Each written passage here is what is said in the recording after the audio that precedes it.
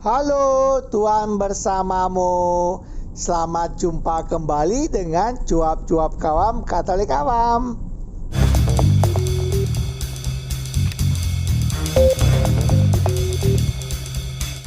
Apa kabar Bapak dan Ibu, kakak dan adik, saudara-saudara, teman-teman dan rekan-rekan semua?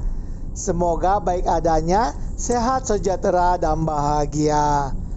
Mari bersama dengan Cuap-Cuap Kawam Katolik Awam, kita membaca dan mendengarkan bacaan dan renungan hari ini. Ingatlah untuk memberikan suka, komentar, dan bagikan kepada yang lain, sehingga mereka dapat membaca dan mendengarkan bacaan dan renungan hari ini, serta mendapatkan berkat belas kasih dari Tuhan. Mari kita hening sejenak sebelum kita membaca. Bacaan pertama diambil dari kitab Yosua bab 5 ayat 9a dan ayat 10 sampai 12. Dan berfirmanlah Tuhan kepada Yosua, hari ini telah kuhapuskan celah Mesir itu daripadamu. Sementara berkemah di Gilgal, orang Israel itu merayakan Paskah pada hari yang ke-14 bulan itu, pada waktu petang di dataran Yeriko. Lalu pada hari sesudah Paskah, mereka makan hasil negeri itu, yakni roti yang tidak beragi dan berti gandum pada hari itu juga. Lalu berhentilah mana itu pada keesokan harinya setelah mereka makan hasil negeri itu. Jadi orang Israel tidak beroleh mana lagi, tetapi dalam tahun itu mereka makan yang dihasilkan tanah Kanaan. Demikianlah sabda Tuhan, syukur kepada Allah. Bacaan kedua diambil dari surat Paulus yang kedua kepada jemaat di Korintus bab 5 ayat 17 sampai 21. Jadi, siapa yang ada di dalam Kristus, ia adalah ciptaan baru. Yang lama sudah berlalu, sesungguhnya yang baru sudah datang. Dan semuanya ini dari Allah yang dengan perantaraan Kristus telah menamaikan kita dengan dirinya dan yang telah mempercayakan pelayanan pendamaian itu kepada kami. Sebab Allah menamaikan dunia dengan dirinya oleh Kristus dengan tidak memperhitungkan pelanggaran mereka. Ia telah mempercayakan berita pendamaian itu kepada kami. Jadi, kami ini adalah utusan-utusan Kristus, seakan-akan Allah menasihati kamu dengan perantaran kami. Dalam nama Kristus kami meminta kepadamu, berilah dirimu didamaikan dengan Allah. Dia yang tidak mengenal dosa telah dibuatnya menjadi dosa karena kita, supaya dalam Dia kita dibenarkan oleh Allah. Demikianlah sabda Tuhan, syukur kepada Allah. Inilah Injil suci menurut Lukas bab 15 ayat 1 sampai 3, ayat 11 sampai 32. Para pemungut cukai dan orang-orang berdosa biasanya datang kepada Yesus untuk mendengarkan Dia. Maka bersungut-sungutlah orang-orang Farisi dan ahli-ahli Taurat, katanya, ia menerima orang-orang berdosa dan makan bersama-sama dengan mereka. Lalu ia mengatakan perumpamaan ini kepada mereka. Yesus berkata lagi, ada seorang mempunyai 2 anak laki-laki. Kata yang bungsu kepada ayahnya, Bapa, berikanlah kepada aku bagian harta milik kita yang menjadi hakku. Lalu ayahnya membagi-bagikan harta kekayaan itu di antara mereka. Beberapa hari kemudian, anak bungsu itu menjual seluruh bagiannya itu, lalu pergi ke negeri yang jauh. Di sana ia memboroskan harta miliknya itu dengan hidup berfoya-foya. Setelah dihabiskannya semuanya, timbullah bencana kelaparan di dalam negeri itu dan ia pun mulai melarat. Lalu ia pergi dan bekerja pada seorang majikan di negeri itu. Orang itu menyuruhnya ke ladang untuk menjaga babinya.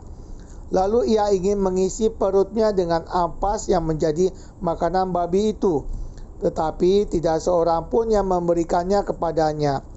Lalu ia menyadari keadaannya, katanya, "Betapa banyaknya orang upahan Bapakku yang berlimpah-limpah makanannya, tetapi aku di sini mati kelaparan. Aku akan bangkit dan pergi kepada Bapakku dan berkata kepadanya, Bapa, aku telah berdosa terhadap sorga dan terhadap Bapa. Aku tidak layak lagi disebutkan anak Bapa. Jadikanlah aku sebagai salah seorang upahan Bapa." Maka bangkitlah ia dan pergi kepada bapaknya. Ketika ia masih jauh, ayahnya telah melihatnya, lalu tergeraklah hatinya oleh belas kasihan. Ayahnya itu berlari mendapatkan dia, lalu merangkul dan mencium dia. Kata anak itu kepadanya, "Bapa, aku telah berdosa terhadap sorga dan terhadap Bapa. Aku tidak layak disebutkan anak Bapa."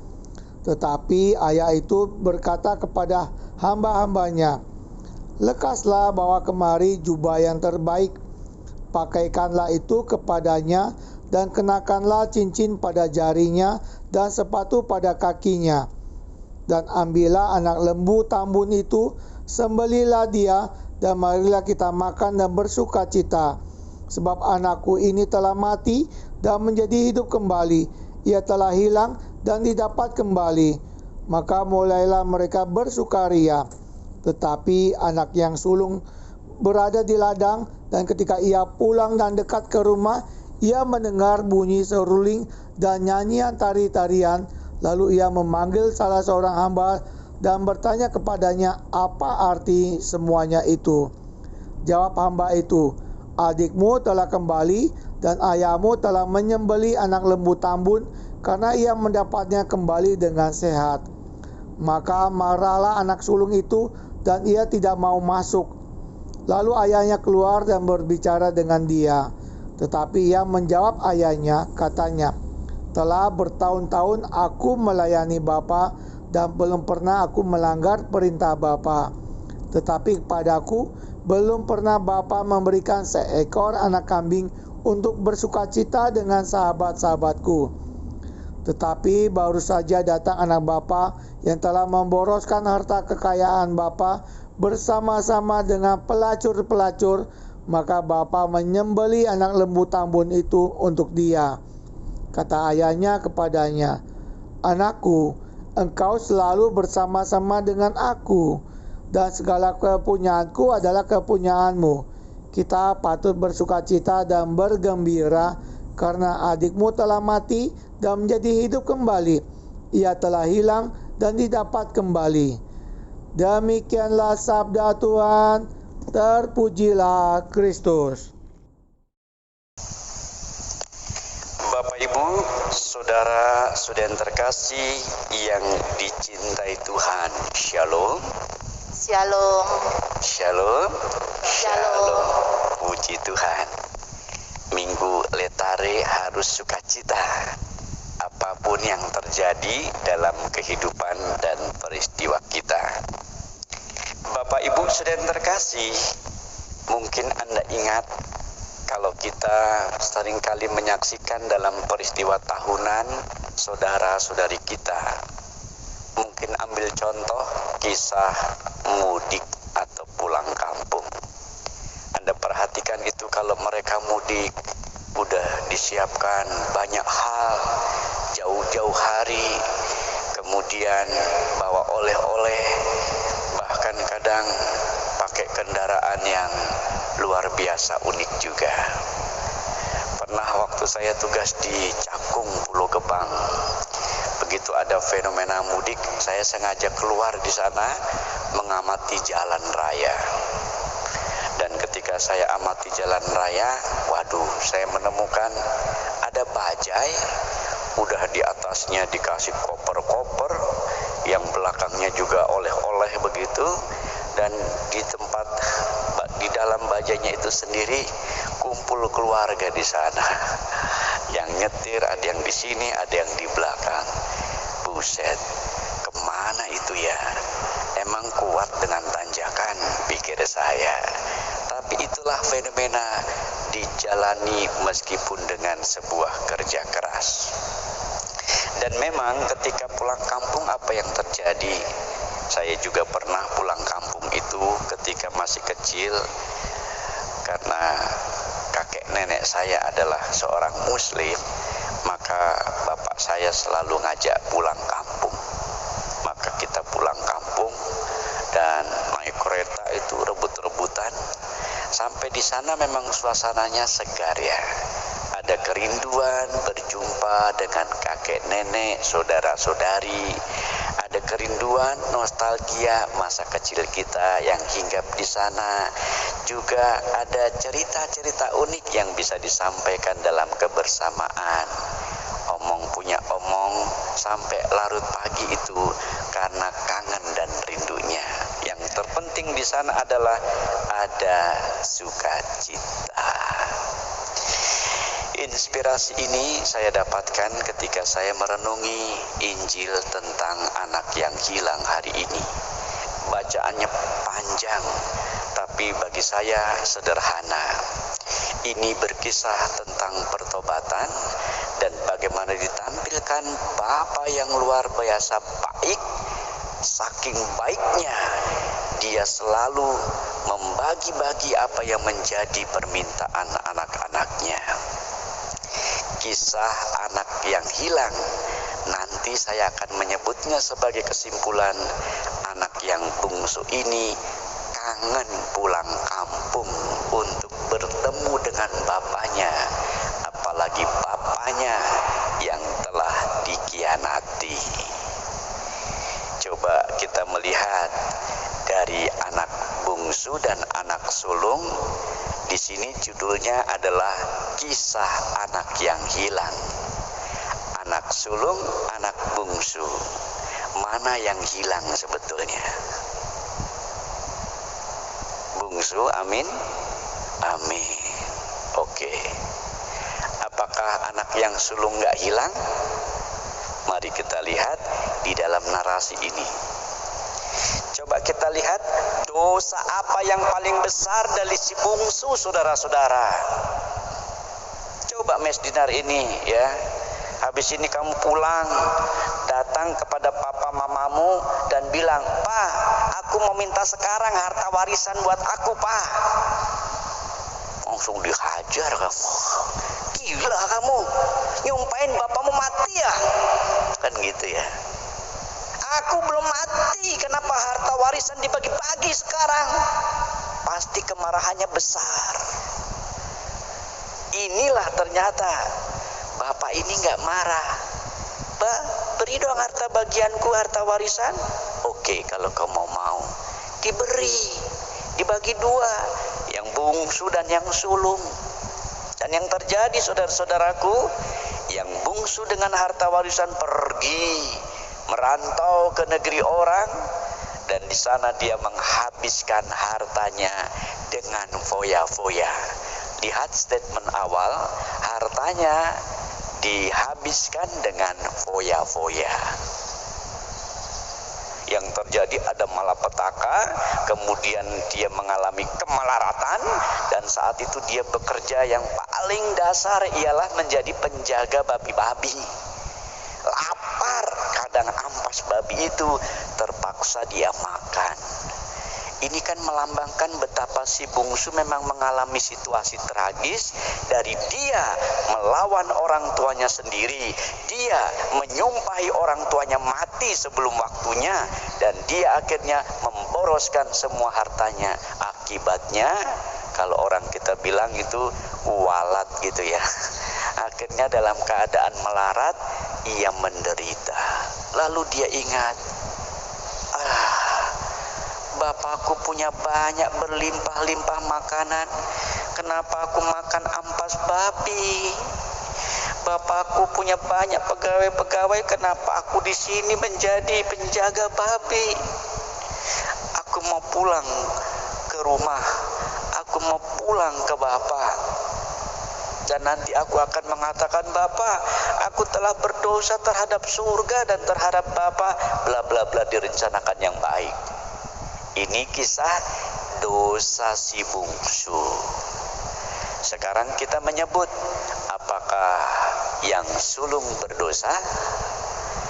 Awalnya dia tidak berdosa, tapi mulai dari kemarahan, kemudian iri hati, lalu ngambek, lalu memfitnah. Ini juga dosa yang sulung. Dari kisah anak hilang yang bungsu awalnya, akhirnya yang hilang adalah si sulung. Karena dia marah, lalu iri, lalu memfitnah. Apa fitnahnya? Kejam. Baru saja Bapak dia datang, Bapak pestakan, padahal dia Bapak telah memboroskan hartanya dan memfoya-foyakan semua dengan pelacur. Nggak ada disebut di sini pelacur di awalnya. Ini kalau orang sudah marah, iri hati, biasanya menambahkan kata-kata yang tidak sesuai dengan fakta. Inilah akhirnya kisah anak yang hilang dari bungsu beralih kepada sulung. Catatan Injil ini indah, apalagi kalau dibawa dalam sebuah dramatisasi. Tapi kalau saya merenungkannya dalam sebuah kontemplasi dan meditasi, lalu saya merenungkan di sini ada bungsu, sulung, lalu ada bapa, dan bapaknya ini yang luar biasa. Saya melihat empati bapa pada sulung ketika dia mulai iri hati ngambek itu. Anakku, bukankah segala kepunyaanku adalah kepunyaanmu? Ini sebuah empati sikap yang luar biasa. Penerimaan si bungsu yang datang kembali kepada bapaknya, dia terima. Bahkan ketika Bapa, aku telah berdosa terhadap Bapa, terhadap surga. Dia nggak ngelihat itu, dia malah bilang, sini hamba-hamba, tolong ambil lembu gemuk, ayo kita buat pesta. Jadi dosa yang banyak itu nggak diingat-ingat Bapa. Dan inilah gambaran pengampunan Minggu Prapaskah keempat ini. Sebuah sukacita letare di mana Anda dan saya ingin pulang ke rumah Bapa. Dari renungan ini saya merenungkan pertobatan itu sederhana ya. Pulang kampung, pulang ke rumah Bapa. Westo, jangan banyak cincong, dosamu itu bejibun memang. Pulanglah ke rumah Bapa. Ingat Bapa menyediakan keindahan-keindahan itu. Lalu saya mencoba merenungkan ada lagu Ebit yang menarik juga ya. Nggak tahu apakah Ebit membaca Lukas bab 15 ini ya. Tapi lagunya itu kalau saya amati judulnya Aku Ingin Pulang, sair-sairnya hampir mengena pada teks ini. Mengatakan begini, kemanapun aku pergi, bayang-bayangmu mengejar, bersembunyi dimanapun, selalu engkau temukan. Aku merasa letih dan ingin sendiri. Ada teks lain, kemanapun aku pergi, selalu ku bawa-bawa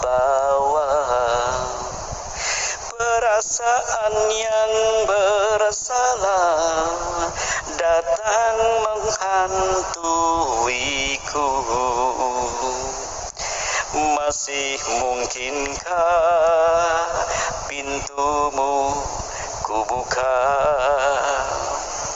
dengan kunci yang pernah ku patahkan? Lihatlah, aku terkapar dan luka. Dengarkanlah Tuhan dari dalam jiwa.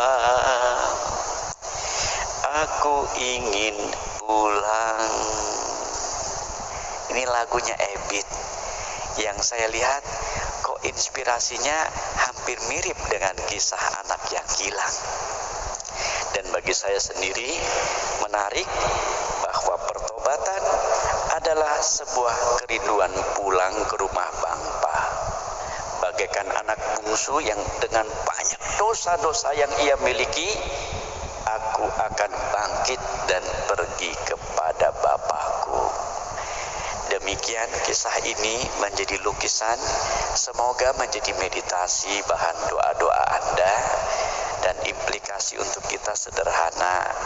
Minggu Prapaskah keempat, ayo ngaku dosa. Ngaku dosalah. Tulislah dosa-dosa Anda. Nanti akan ada absolusi umum. Dan di sana tulis dosa-dosa itu bahkan yang menyayat hati. Juga termasuk opa-oma yang ada di rumah masing-masing. Tulis, nanti akan kita akan mengadakan liturgi untuk absolusi umum. Dalam keadaan darurat, absolusi itu diperbolehkan. Kalau nggak puas, boleh hubungi kami kalau mau ngaku dosa secara pribadi dengan senang hati. Judulnya adalah Yuk Ngaku Dosa, Yuk Pulang Kampung, Yuk Rindu kepada Bapa. Dan tempat Bapa ini segala sesuatu dijanjikan dengan indah. Akhirnya ada orang kaya menyamar jadi karyawan baru. Anda menjawab? Cakep. Belum kompak nih. Ada orang kaya menyamar jadi karyawan baru. Cakep. Tuhan mendekati manusia dengan sabar agar mudah dimengerti, diikuti, dan ditiru. Cakep. Tuhan memberkati. Amin.